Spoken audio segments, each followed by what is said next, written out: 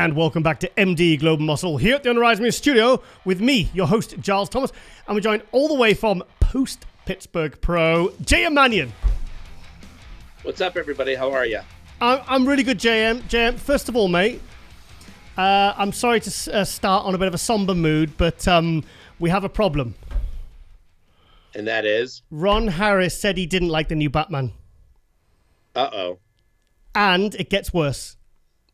He actually alluded to the George Clooney Batman to say that that was actually better. No. I'll straighten him out at the New York Pro. Yeah, honestly, because you did it on the Indy Pro preview yesterday, and I honestly thought he was joking, mate. Yeah, no, I mean, listen, it's funny. I tell everybody, so I'm showing my age. I remember whenever they cast Michael Keaton, and they did a write-in campaign to Warner Brothers because they thought of him as Beetlejuice and Mr. Mom, and he ended up being one of the most iconic Batman ever. Incredible. I mean, I don't want to keep talking about Batman, but I'm very excited for the Flash. Yeah. So anyway, we better get off Batman because otherwise it'll turn into a Batman special. I'll have to go on a different platform. Right now, the Pittsburgh Pro. What a show! Where do we start? Let's start with the Pro Bikini. Start with the Pro Bikini. Thank you, Joe. Yes, that was literally the OGs versus the new era. You had the comeback with Janet Layu. Yep. You had the returning champion Ashley Kaltwasser. This was India Paulino's second contest back. So you had a lot of the OGs in bikini, and then of course you had Laura Lee, who, even though she won the Arnold, she still followed through on her commitment to compete in the show because she wanted to compete against the best and hardest pro bikini contest until this year's Olympia. I mean, aside from Jennifer Dory, you literally had everyone. You had everyone apart from Dory. And Dory was in the audience. Yeah, it's brilliant. So we had 2 Bikini Olympia champions and 5 Arnold champions. Absolutely incredible. I mean, I was so happy to see Janet Layu back. I think it's great to see her back in the mix because obviously she won the Olympia and then basically called it a day. So, I mean, you must have been happy to see her back, especially at the Pittsburgh. Well, yes. And I started talking to her about that back in January when we had the NPC National Women's Seminar. So I knew that she had actually sent in for her pro card in December. Okay. And that seminar was in January. So, of course, I asked her what was the plan. Mm-hmm. And I did say to her, I said, you can't just go walk back on the Olympia stage. I said, you got to do something. Yeah. Kind of. I said, why not the Pittsburgh Pro? I mean, why not? What other contest would I say? I mean, it was an incredible lineup. So, and it was, obviously we're happy to see Ashley up there as well. Our friend who we did the tour with and everything. So it was, so, okay then. So that was bikini. So let's go to the next category. Let's see. Men's physique, another comeback. Yes. Sadiq. Yes. Yeah. Coming back. Now that's how you do a comeback. Come back and you just dominated all the new guys. Hadn't been on stage for 4 years. The last time he was on stage was in Classic Physique. I remember. Yeah, I remember. I was at the 2018 Olympia? Yes. Yes, I was there. Yeah. Yeah. He said that, he trains at Bev and Steve's gym. So he said he had gone in to see Steve and ask him, should he stay in Classic or should he do men's physique? And Steve told him that he should go back to men's physique. Wow, fantastic. I just couldn't get over the condition because, I mean, that's the best Sadiq I've ever seen. Absolutely. He came to Pittsburgh, did a road to the Pittsburgh Pro, and everybody was like, wow, this is not the same guy that we last saw in board shorts. Yeah. And, I think everybody forgets that Sadiq was also the very first Arnold Pro men's physique champion. Was he? Yes. Oh, I didn't know. Okay. Yes. So he never had a Pittsburgh Pro, and he's going to go do the New York Pro too. Oh, fantastic! Because it seems like I think with certain categories, I personally feel like men's physique and bikini, there seems to be quite a high turnover of athletes. So when you get someone that comes from the very beginning, like Sadiq did, literally, yes. I mean, was he in the one that Mark Anthony won the first year, 2013? Was he in that one, the Olympia?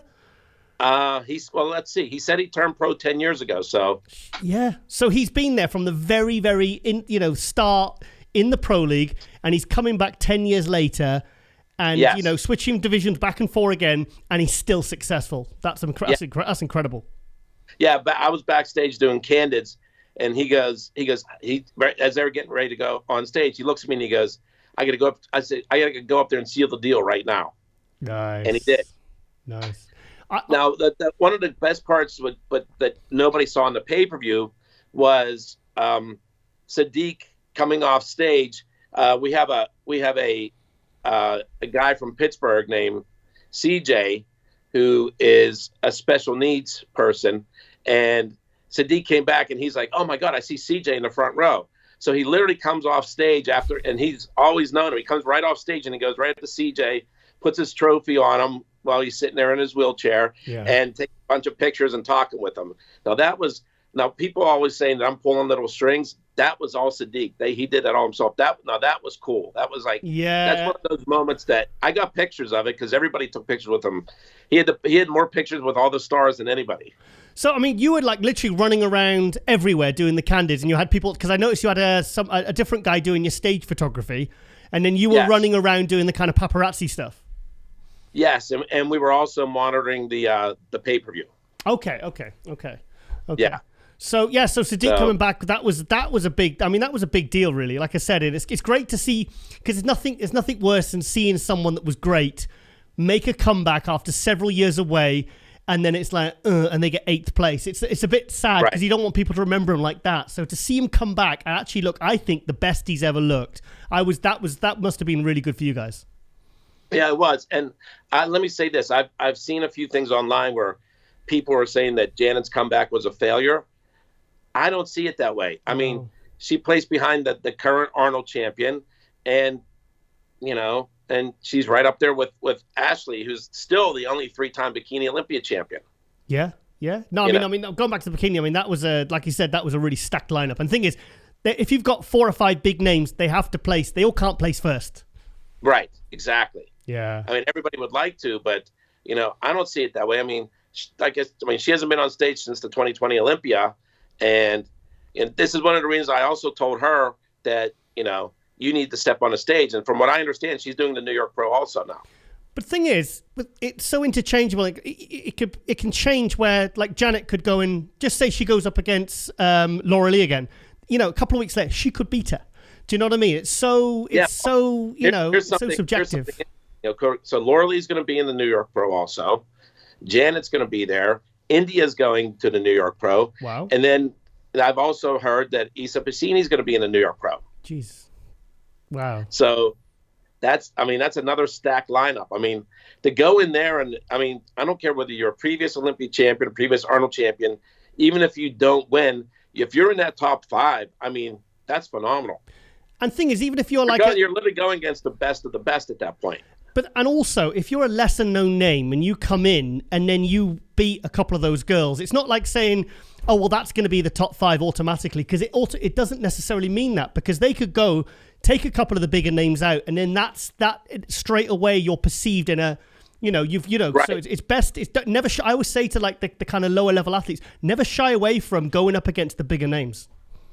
Well, and this helps me segue into the wellness portion of the contest. Cool. Because last year, as everybody knows, I pushed the hell out of it. We had 30 competitors. Yeah. This year we ended up with 11. Mm-hmm. And as I was talking to a lot of these new pros, the people that turned pro last year in the NPC, even the ones that were the overalls, almost all of them said that they didn't want to come to Pittsburgh because they heard it was too hard, and they didn't want to go up against the Brazilians. I'm like, well, hello. This division's built around the Brazilians. What are you going to do? Qualify for the Olympian and say you're not going to do it? Mm-hmm. I think we had great quality. The storyline with the wellness. Every division seemed to have a storyline. Like the Sadiq coming back, Janet coming back, Ashley was Dr. Sunny Andrews going up against her sister Marissa, her younger sister, who had just won the St. Louis Pro, and it's the first time they competed against each other. Really? In the Pro League. How did I not know this? And considering that it's in alphabetical order, they were the first 2 on the line. She competed against her sister? Yes. I didn't know that. Wow, that's cool. it's the first time they competed against each other. Do they look similar or? Yeah, structurally, yes. If you go look at the pictures on NPC News Online, little plug. Wow. Okay. Because I mean, like, I know Urishna's got a sister, but I don't think she competes or trains, does she? But they look like almost identical facially. Yeah. Well, these two aren't twins. There's Sunny's the older sister. Wow. Okay. I didn't know. I'm gonna go check that out. Definitely. So, are you happy with how? I mean, obviously it's the second year of wellness, second year at the Pittsburgh. Are you happy how the wellness class is progressing and evolving? Yes. Yes. Absolutely. Like I said, we had great quality in this year's wellness. Didn't have the numbers. I mean, last year, the thing about last year's Pittsburgh Pro Wellness is it was the very first truly international wellness contest because we had competitors from everywhere, and I had made sure that we had competitors from Brazil and Europe and everywhere else. And this year, I mean, it was a smaller number, but it was a very, very competitive. Okay, so it was a tough contest. I mean, it literally, to be honest with you, it came down to the confirmation of scoring round. Okay. Because it was between Sonny Andrews and Cass Gillis from Canada. Yeah. And people to think the confirmation of scoring round is just a show for the audience, it's not. That's still judged live whenever they do it, and that's at every contest, whether it's the Pittsburgh, the Arnold, the Olympia, whatever. That confirmation of scoring round is a live round, and it was that close that it was in that confirmation of scoring round that Sonny pulled it out in the judges' eyes. So what was your favorite category at the show? What was the one that really you were the most excited about afterwards? It was definitely bikini, the pro bikini, because of the names you had in it and the literally the lineup. I literally stacked that show. That's brilliant. I honestly, because sometimes you hear the names are doing it and you think, they're not all going to show up. They're not all going to show up. There's going to be one or two that decides to skip it and, I'm just going to do the New York Pro but it's nice when they all show up and they, and it's, and they all look their best. I think that's a good thing. Yes. Well, and like I was saying to Laura Lee backstage, I said, don't take this the wrong way. I said, but this contest victory was tougher than what was at the Arnold. Yeah. Yeah. With the talent that was in the Pittsburgh Pro. I mean, my goal for the Pittsburgh Pro Bikini was to make it the pre-Bikini Olympia. I think you succeeded there. Thank you. No, because thing is, it does make things very interesting for the Olympia now with, like India Paulino, Janet Leo coming back. It kind of, and thing is, it's like Sadiq. They've come back and they look fantastic. Like I saw the shots and I didn't expect them to look the best they've been. I mean, for me, they look great, So for them coming back and be actually probably better than when we last saw them on stage. I think that's really good. Yeah, well, we had seen India come back at the Wasatch Warrior. Okay. And I don't think anybody expected her to come back and go toe to toe with Ashley right off the bat. I put a post up saying this is like 2015. It was very retro because they used to battle. A storyline that with the India and Ashley storyline was that when Ashley was winning the Olympias, she couldn't win the Pittsburgh Pro because India kept beating her at the Pittsburgh Pro. Okay, that's cool. So, but for her to come back at that Wasatch Warrior and only be 3 points behind Ashley after being off stage, she was off stage. She's another one who was off stage like 4 or 5 years, had a child and everything and, made a comeback like this. And I tell everybody, there's a video of the confirmation of scoring round from the Wasatch Warrior where the head judge takes everybody off except for India and Ashley, and they do the call and they do the bikini walk. I said everyone should go watch that and take notes because that's I said they gave a clinic on how you truly do the bikini walk. Okay. Yeah, and I said for me it was interesting watching the other women in the lineup watch these two OGs just nail it. Like they've never seen anything like that before. I mean they walked good. They held themselves high. They held it tight, and neither one was giving the other one an inch. They were literally toe to toe, going and coming back. I mean, that's how the bikini walk used to be. Now everybody's so slow, and they're doing this, and they take one step. These girls just literally took off like they were on a. Wow, fantastic! That's awesome. Yeah, but they did it in a way that they showed that when they walked, everything was tight. There was no jiggle, no wiggle of anything, Oh, So someone's calling you, mate. yes. So I'm gonna. There's 2 people calling me. I got to get off of that. Someone's calling Jay. So Yeah. I can't see you. yeah, hold on. Sorry right, about that. No worries.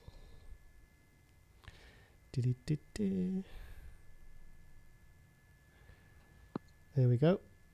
There he is. Yep, perfect. Cool. Right. So, yes, I said it really sets things up for the Olympia very interestingly. Certainly, you know, definitely in the bikini now. Yeah, for sure. You know, and the Bikini Olympia is going to definitely be interesting.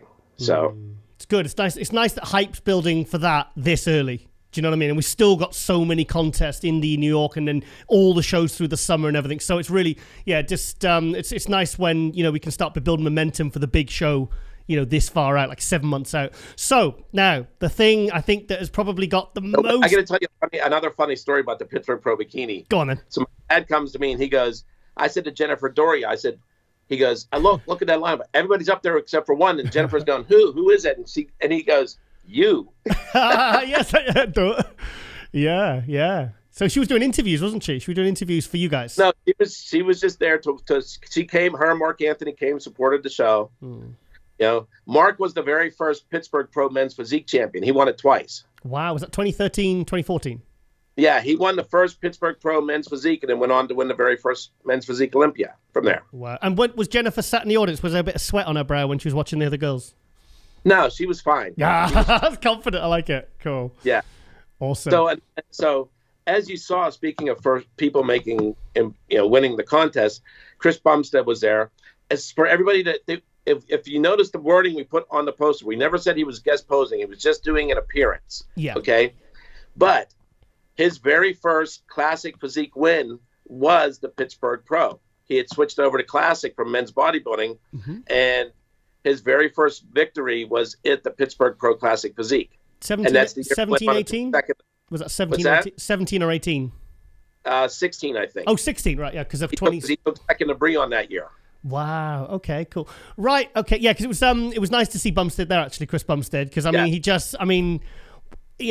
what's it like when he's there? Because I've like Dan Solomon said, he said, Giles, that guy's a freaking rock star. He says, wherever he goes, he said he just draws, and he just dresses normally, walks around normally. Yes. He's kind of, so what was it like seeing him there? What was it like, the audience reaction? The funny thing was, like everybody was just, like you said, he just had these fans following him everywhere. It's cool. So my dad was trying to figure out where to put him with the with the booths and everything. So we told him, we said, put him all the way at the end, because the lineup of people waiting to see him will help the other vendors, because they're all standing there. They're going to look at the other booths that are there. Cool. That's cool. No, I like Chris. I think he's just a really down-to-earth, nice guy. I think he's a great representative of the classic class. I think he's a great representative of the Olympia title. Just end absolutely. He got up on stage and he gave a nice talk to everybody. He said, why he wasn't posing and what he's doing, and talked about winning the Pittsburgh Pro being his first classic physique win and how that set him up for the rest of his career. And that, we actually have that portion of that on our YouTube channel right now. On MPC News Online YouTube? Yes. Awesome. Okay. So, yeah, great. But I think the biggest thing coming out of this contest was not the contest itself, the return of the guest posers, Eric Lunsford. You just stole my next question. Because I'm literally champing at the bit, waiting to talk about this guest posing, because, oh my God, I can't actually. It takes a lot to shock me when I've been around this long, but oh my God, how did a 212 guy steal the entire show for me? As a guest posing up against Nick Walker, the current Arnold Classic champion, 2019 Mr. Olympia, Brandon Curry. How did that even happen? Well, Rambod had gotten a booth for Evogen, and he goes, hey, I'm bringing I'm bringing Derek in, and maybe he can get up on stage and, say a few words. My dad's like, maybe he can get up on stage and pose. Hang on. Whoa, hang on. So it wasn't like, when did you decide to get him up on stage then? Was it not? Because it looked to me like you'd almost semi-prepped for it. No, this was only talked about like a week before the contest. What? Do you know what? That's even more credit to Derek for looking that good in the off-season. Yes. Yeah, absolutely. That's incredible. I just couldn't believe what I was seeing. Do you have any idea what he weighed? I think there's a lot of people wanting to know what he weighed. He told me he was 257. 257. Oh my God. Yeah. I thought around 240 because I don't see how how the hell is he going to get down to 212 looking like that? Well, as you've seen, what's everybody talking about? That he should step on the open stage. What's your feelings? I think, why not? But thing is, if you're the Olympia champion, and do you know what I mean? It's like, what's he going to be fighting for? Top 6 at Olympia, or top 3, or top 10? Or is he going to defend a title? I really feel for the position he's in because he's looking so good. At the end of the day, you've got guys like Hadi, William Bonac, who are ex-212s, all top 3 Olympia guys. And then you've got someone like Derek Lunsford, who's literally blown minds and would look probably in sensational condition at about 225, 230. So it's, so you think he should go open? I think it would be really exciting. After everyone saw him this weekend, if you were able to stand in between Nick Walker and Hunter Labrada and stand next to Brandon, who just won the Arnold. Yeah. Come on. I just couldn't believe what I was seeing. Honestly, you've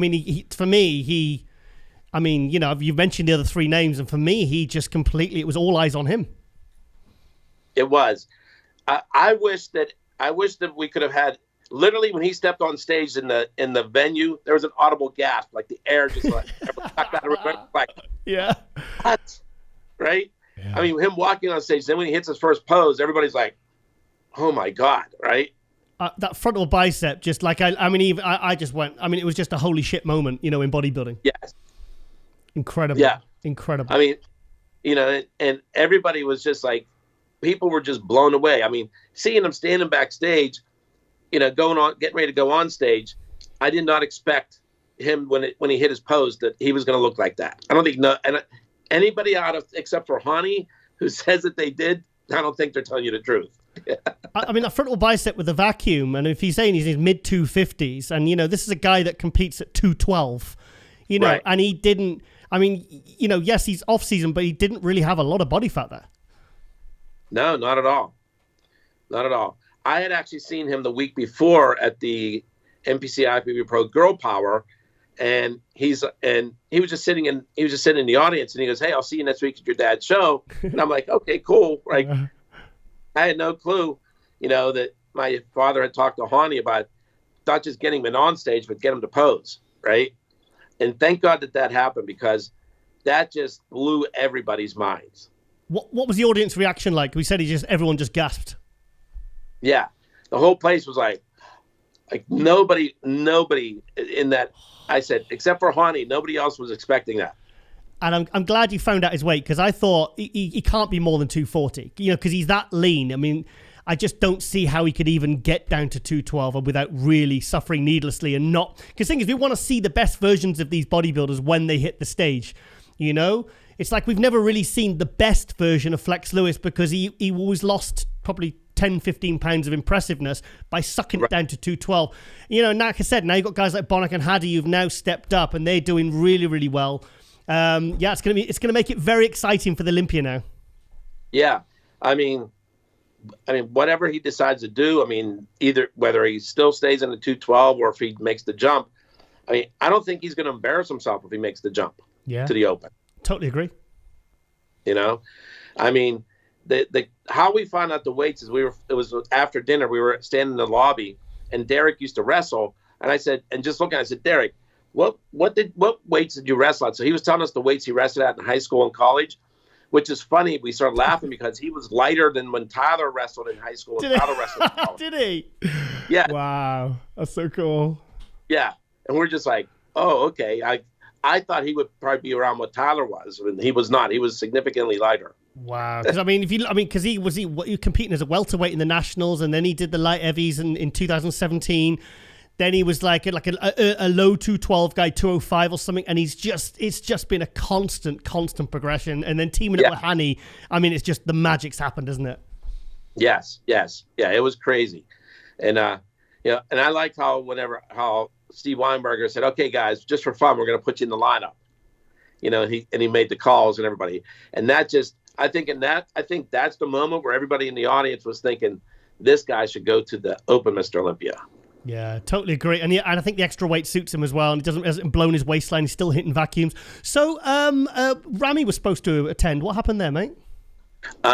We got word that he got jammed up at the airport over in Egypt. Oh, shit. Okay. Probably all his fans. Well, I think it was a political thing. Right. Okay. Because Dennis James was in Pittsburgh waiting for him. Oh, so he was actually, supposed to come right up to the last minute. Yes. Right. Yeah. Right. So. Yeah. Oh, that's a shame. But I think Derek Lunsford still would have stole the show. Yes, and I'm just going to say this. I never address this kind of stuff, but this is the one. I'm just kind of sick and tired of this right now. Is that everybody's going, well, if Jim Manion would pay the guest posers, they have to come and kiss the ring. Guess what? He pays them.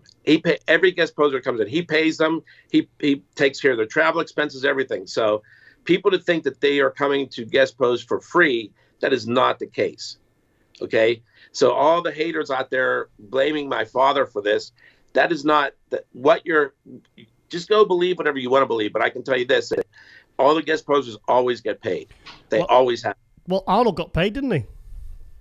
Back in the day. What year was that? 76, was it? You said 76. Yeah. 75. Yeah. You said got $1,000, and that's pretty much what they got for winning the Olympia. Exactly. Yeah. So that's not bad. Awesome. So then, James, are you going to be at the Indy Pro this weekend? Yes, okay. And then I'll be at the New York Pro. Fantastic. Which the New York Pro seems to be almost like the sequel to the Pittsburgh Pro. Yeah, it does. Yeah, it does. Yeah, it does. Yeah. So I said, actually, I was saying to Lauren yesterday, I said, like judges, people like yourself, the Manion family and all the officials, and Gary Udit in Sweden a couple of weeks ago, and it's like if you actually add up the miles that you guys do and the hours that you guys put in, I think people would have a lot more kind of, do you know what I mean? I think the work that you guys put in and the time that you spend on the road, I think is not acknowledged enough. Well, listen, we're always going to have our detractors because of, the last name, and for me, the funny thing is these people are all keyboard warriors. They would never have the guts to come up and say anything to our face. Matter of fact, it's funny when I see people trashing me online, then I see them at a contest and they're like, oh, hey, how are you doing? Hi, JM. Yeah. I can have a selfie. Yeah. Yeah. All right. I don't bring it to them because I know at that point that that's not what I meant, I don't like to give these people too much credit for anything, but I just I'm just letting on your show to set the record straight for everybody. Good. All right then, Jim. Well, I'm actually, I've got a bit of good news. I'm emceeing my first Pro League show this weekend in Ireland for muscle contest. Nice. Yes. So yeah, I've got my emerald green suit, so which I'm really looking forward to. So I've obviously the Gwindy brothers will be there, Brian Bullman. So we're really excited for that. It's got 212. It's only one pro class, but I can then say I can tick off that I've emceed a pro show.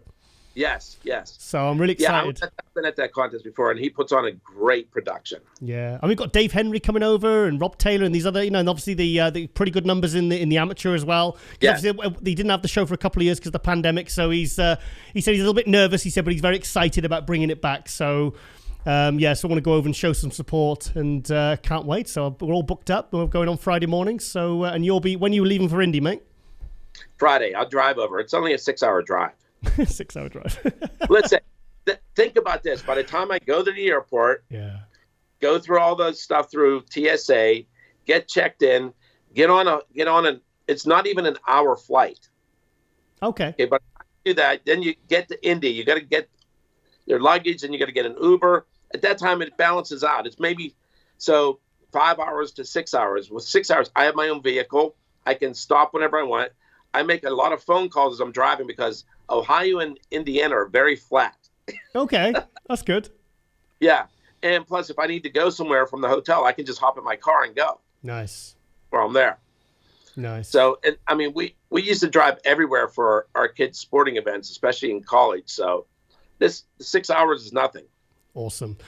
Cool. All right then, Jay. Well, I wanted to get on because I mean, it's the Pittsburgh was obviously it's always an exciting event, but I'm glad it went well, and I'm glad that everyone kind of just delivered. And like you said, there was a lot of exciting storylines for the show. You know, the Sadiq and the comebacks and the surprise guest posing. And I'm really interested to find that to Lillian that Derek was kind of that was a last minute thing because honestly, I just assumed because he looked so good that he'd been prepping for it.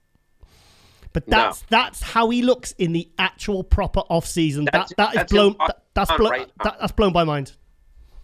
Yeah, because his face looked the same in Florida as it did in Pittsburgh. Crazy. Yeah, fantastic.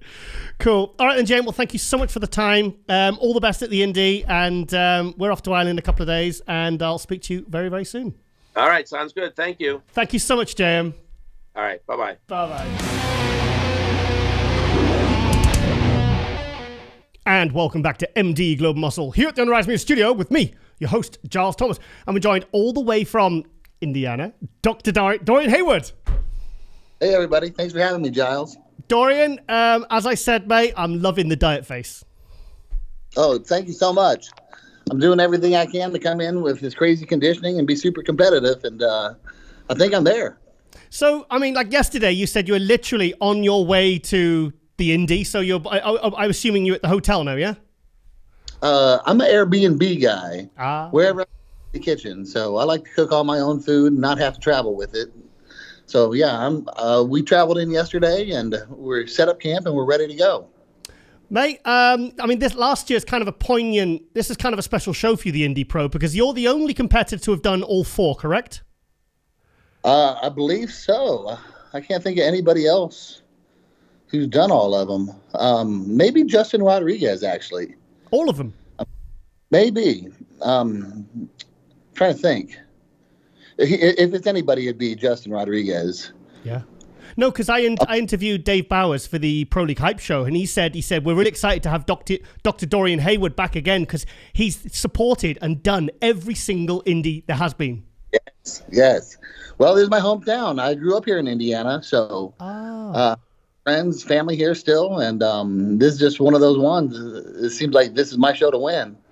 And forget about Justin. Let's just say he didn't. Let's say I'm the only one. I like that. That sounds better anyway. But I mean, I was just literally going to ask. I said, what's the special attachment to this show if you have one? And it's because you're from Indiana. Yeah, I moved to Indiana, Southern Indiana, when I was in 6th grade. Mm-hmm. I graduated high school here. I got my bachelor's in exercise science here up in Muncie, Indiana, Ball State University.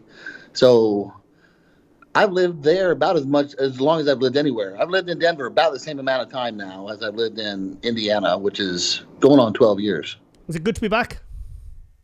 So far, so good. It's hot here and it's not raining. So, yeah, it's good to be back, man. I love this show, and Dave Bowers, he's a great guy, and he always puts on a good show, and this competition is always one that's I like this show. Let me put it like that. As simple as that. This is one I want to win, and I'm coming in great shape this year to do so. Well, I saw because you've been quite quiet actually, and then this year, a couple of weeks ago, I saw a couple of videos, and that's when I saw, because I think you've gone through like 3 levels. In 2017, I remember seeing you at the Tampa, and you were kind of like a third call-out guy. And then up till 2020, you were kind of like a second call-out guy. And then last year, you took 4th place here and 4th place at New York Pro, and then you became a first call-out guy. So I think, I've got a feeling from just the limited stuff I've seen, I'm guessing you've taken that leap up again. You've noticed the progression, yes. Yeah. Last year, I really tried to listen to the judges' feedbacks. Typically in bodybuilding, I'm a doctor. I've been doing bodybuilding for over 25 years now. I know what I'm looking for. I know what I personally love about bodybuilding, and that's why I do it. But what does it take from getting, the first call out to first place? So I really picked the judges' brains and tried to make some relationships with these judges so they can kind of push me in the right direction. And what they told me last year is Bud, you got all the muscle you need. Yeah. So I think that's always been my focus, is to be huge, because that's what I love about bodybuilding. It's so impressive when guys are just massive. So I love that mass era. But just like Akeem Williams said, beasts don't win shows.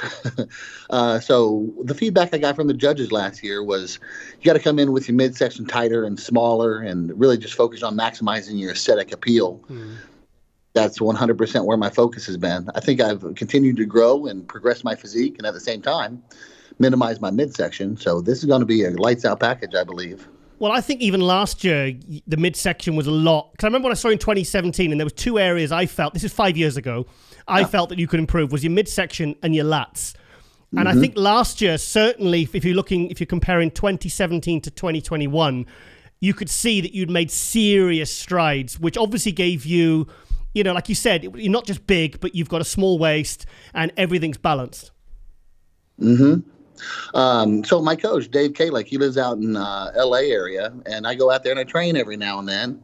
And ever since I've been going out there, I've made a good relationship with Charles Glass. Wow, cool. And so every time I go out there, Charles has me pose. Let's see it. Let's see how much improved you are, So I hit my lat spread for him this off season, and for the first time he goes, "Oh, you've got lats now." Yes. And fantastic. Just that simple three-word sentence made my day. Did it? I bet it did. Exactly what I was going for. Wider back, smaller waist. So what did you do to actually bring those areas up, to bring, like I said, to improve? Because the thing is, improving, people think it's maybe sometimes about getting bigger. But like you said, like freak doesn't win shows or whatever you said. Beast doesn't win shows. So you've managed to improve your physique. What steps did you take to make those improvements in the last couple of years? Well, I added a second back day. I used to take Saturdays off. I train very intense, so I need all the rest I can get usually. But I did throw in an extra back day, and it's not like typically on Wednesdays I go absolutely nuts and hit back from every single angle, pull motions, pull down motions, widening, thickening. But I've just focused on widening exercises on Saturdays. I basically warm up, do 4 sets of something, maybe do some pullovers, but the meat and potatoes of that workout is doing pull-ups. And when you're a full-size bodybuilder in an open class, they're not easy. Yeah, 6 reps is quite an achievement with doing pull-ups with a guy your size. If I'm getting sets of 7 or 8 when I'm like between 270 and 280, that's great. Yeah. Most pull-down stacks aren't 270, 280. Yeah. Yeah. So that's one thing I've been doing to improve my back width, and based off of what Charles Glass says, it has worked and it has paid off. Awesome. And two things, just try to get my gut tight. One, just that mind-muscle connection and trying to keep that belly button in my spine and having that tone. 2 is in the off season, instead of eating solid meals for every meal and just blowing out my gut size, because I got to eat a lot, man. I've been alternating back and forth. I do solid meal for my first meal, then liquid meal for my second. For an example, a liquid meal would be like 3 scoops of whey protein and 10 ounces of rice. Right. Just real easy digesting stuff. Yeah. So I switch that back and forth. Solid meal, liquid meal, solid meal, liquid meal, solid meal. Finish the day with a liquid meal. Now it's easier for me to get the calories in without blowing out my midsection. I think it's now a lot of guys. I remember who did I speak? Charles Griffin. He was saying that. He said we're all big. He said there's a lot of big guys in the federation, around. He said, but it's a matter of, if you can bring your waist in, that's kind of like how you can really improve your physique and really improve your placings, because there's a lot of big guys. There's a lot of 250 plus guys, in the pro league. So if you can really bring those areas and bring them into balance, that's a really good way of, like I said, moving forward. Because like I said, you've been third call out, second call out, first call out, and now you're looking to win the Indy. Yes, sir. Yes, sir. Good. And also with the guys with really good delts like yourself, you have to really, really, like I find guys sometimes with really good delts, they sometimes lack a bit in the back because they're very delt dominant. If you're not using the right form, the rear delts and the traps can take over. So do you find that? Yeah, I think that was a part of my problem. But then again, it's like once I started forcing myself to do these pull-ups, and I think I avoided them for so many years because as I got big, they just got really, really hard to do. And it was just putting a lot of stress on my forearms, my hands, my biceps tendons, and it felt like I wasn't really getting a lot of connection to the lats. But, once I was strong enough to do it, you can't not use your lats if you're over 250 pounds trying to pull your ass up there. Yeah. Yeah. So, I mean, I always get told off for asking this, but what do you think you'll be weighing on stage this year? Well, I actually hit a very low weight. I actually hit a lower weight this off season than I hit, or not off season, this on season. Yeah. Than I did last. I think last year I got down to 242.8 before the New York Pro. Mm-hmm. I hit 240 flat. I like to contribute that to better conditioning and less body fat. Yeah. So that was me totally flat. And now our goal and our strategy and how we're approaching this contest is to keep the gut line, small. We loaded early. So Sunday we opened, after leg day on Sunday, we opened up the floodgate for food. Mm-hmm. And I've been pretty good up until about midday yesterday. Then we started bringing the calories back down a little bit. And now today it's much lower food, probably about 60% of what I had yesterday, and just small little meals very frequently. And tomorrow is going to be a little bit more exaggerated off of what we're doing today. Yeah. So even less tomorrow, and still frequent meals. But the idea is just not have much food or any type of gut mass in there. Yeah, because I mean, just for the sake of the viewers, it's being filmed on the Thursday. You're competing on the Saturday. Mm-hmm.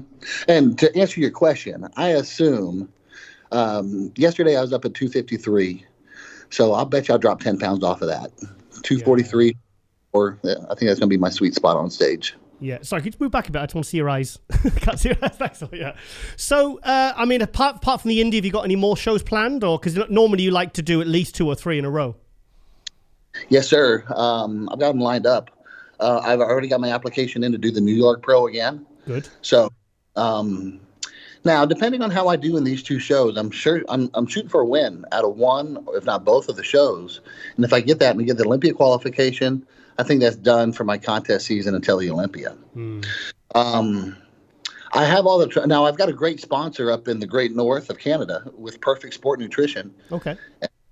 They want me to come up there and represent their brand. So I'll be up in Toronto 2 weeks after the New York Pro. Yeah. So I've already got my Airbnb. I've already got my air travel. Now I just need to find my passport. But I'm all set up to go to Toronto. And if I qualified for the Olympia at that point, I'll be there to compete. Awesome. If I have to represent the company. Awesome. That sounds good. It's good to hear you got a good sponsor as well. Mm-hmm. That's good. Yeah, they've been great to me. I really haven't heard of them when they initially approached me, but they believed in me, and I always wanted a sponsor that we can kind of grow together. And so far, that seems to be exactly the case.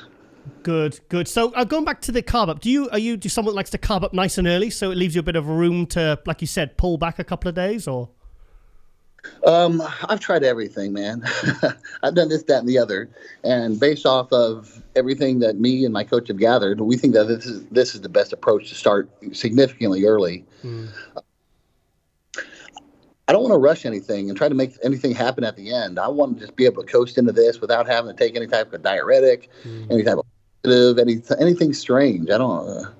My thing is, if you look good, you don't need to do anything. So I've just kind of timed this out because every single week we've kind of done this. It's like Saturday night we get some extra carbs for leg day on Sunday. Sunday I get like 600 grams of carbs and I get to eat all day, and it's wonderful. When? Sunday, my leg day. So last Sunday you started carbing? Yeah, I did. 6 days out. And I've done this throughout the whole prep. Mm-hmm. And then Monday morning, I get like 300 grams of carbs in the first half of the day. That's what I've been doing all prep long. So it's like we're getting an idea of what this carb up is going to look like and exactly how it's going to time up to show our peak look. So we did pretty much the same thing. Sunday, we started carbing up. I don't like to say carbing up, calorie up. We had fats, we had proteins, we had everything. Carbs, everything went up. So Sunday, Monday, Tuesday, really high calories. How many? Wednesday, half of the day, I'd say at least 5 grand. Wow. Okay. Yeah. Wow. Okay. Because the thing is, the big guys, sometimes they need a lot to fill out. And other guys just, even like on low carbs, just look full and round. Are you someone that takes a lot to fill out? Yeah, I do. But, based off of what you're saying, I know what the peak look for me looks like. And, I can get big, but when I get big, also at the same time, my gut gets big. Yeah. You got to make portions right. So what I have found is give myself at least 2 days of bringing the calories down. And that's what it takes to get my gut tight. And all of a sudden that skin texture and the lower calories kind of creates that just that real thin skin look, and all my vascularity and definition really starts to pop. Yeah. So we're just timing it out based off of what we've seen already every single week. Usually I hit my peak look at like Tuesday night or Wednesday night after those high carb days on Sunday and Monday. So we're doing the same type of timing here. We're bringing the calories down today, tomorrow, and by Saturday morning, day of Indy Pro, we should be ready to rock. You did several shows last year. Are you, obviously what you've learned from those shows, I'm assuming you tried different prep loads, different, what was the one show that you kind of, where you tried something and it worked really well that you're now applying to this prep? My coach calls this the conveyor belt. And so sometimes when we're doing these shows back to back, like this weekend, we're going to do Indy, the next weekend, New York. It was the same thing last year. So I had a similar load for Indy last year. I think I actually started on a Saturday, and I loaded a long time. But you can't do that 2 weeks in a row. Yeah. So what I learned last year is basically after the show's over for this week in Indy, and how I'm going to get ready for New York is the same as last year. So basically we'll bring the calories down and get that crisp look and get dry like Monday, Tuesday, Wednesday. Then on Thursday, since I'm already loaded up from the previous week, I'm just going to start hitting these small meals real frequently. Mm-hmm. That's enough to fill me up and give me that look that I need for the stage. So that's one thing I learned last year, the New York Pro. We kind of approach things differently that way just because the shows are back to back. And we're going to do that again. I think that's the beauty of doing multiple shows. Like I always say, like if you can do multiple shows and you're in a position to do so, do it, because you might be able to try different things that will suit your body. Like you might be able to fill yourself out to a point where it doesn't affect your stomach, but it might be something you learn on that prep. Do you know what I mean? Absolutely.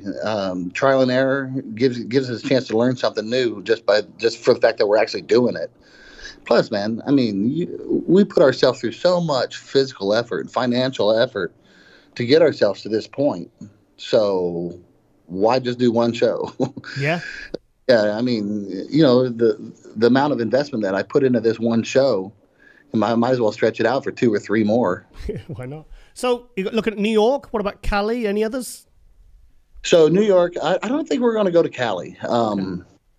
That's my coach's call. But then again, we might show up. I think last year we skipped Cali, and that was a big mistake because I could have finished top 5. Yeah. A few more points. Those few more points would have probably been enough to get me in the Olympia. Mm. Really high on the point standing still, like the very end of the year when all those Hassan Mustafa, Vlad, Mohammed, all those guys just creeped right in there, and last minute they snuck in there and got me out of there. But if I had a couple more points from the Cal Pro, that might not have happened. There's one thing about those Egyptians; they're not afraid to compete, are they? No, wow. And they're good too. Like they're 7, so good. I think I'm sure Mohammed and Mustafa, they did like 7 or 8 shows. I mean, I don't even know how that's even possible. I did 5 last season, and both those guys did like a show or 2 more than I did. Yeah. That's the season I've ever had. Yeah. So obviously it's going to be a hell of a lineup in this show. Are you excited? Yeah, I'm stoked. I think this is going to be a very competitive Indy Pro. We've got some front runners who people think they're going to do very well, like Justin Rodriguez, Charles Griffin. Those are kind of the big dogs. The Blessing, he seems to be the most popular through social media. Yeah. Looks on stage. Yeah, I mean, that's where kind of you ran into trouble last year, because sometimes the presence and popularity on Instagram doesn't always necessarily equate. Because I thought he did great last year, but I think sometimes the fans, maybe the not so knowledgeable fans, kind of equate that sort of presence as how good they will be. And I think sometimes they put too much pressure on themselves as competitors. Yeah. Ronald Gordon, I think Ronald Gordon is looking fantastic. Yeah. So we've got a handful of guys that are just really good. There's nobody in this show that is, everybody's respectable. Yeah. So that being said, who's going to show up the best on that day? Yep. We'll find out. Yeah, I'm excited, mate. I'm excited because I loved it. I watched the Indy Pro, the live stream last year. It was really, because I was really impressed with the quality of it. And and this year I think it's just going to be it's even more in competitive lineup. I think it's going to be an incredible show. So I'm really looking forward to that one. So I'm glad you're doing this one, mate. Hey, thanks so much. I'm glad I'm in here too. Right, Dorian, I'm going to let you go because, I mean, you're like 2 days out from stage, mate. So I'm going to wish you all the very best for the Indy Pro. And I'm really excited to see what you've been doing in this last year because when I'm watching the videos, I'm trying to zoom in and see what, and, you know, because you looked incredible in those videos. And it was nice to see, you know, that you're kind of coming back this year to the same event. And like I said, it's been a continual progression every single year. So let's see if that progression keeps on going. And, you know, and you get yourself a win, you know, at least get like a load of points and get you in the 2022 Olympia. That's the goal, man. That's the goal. And that wouldn't make me any happier. Nice. All right, then, Dorian, I'll let you go, mate. Sorry.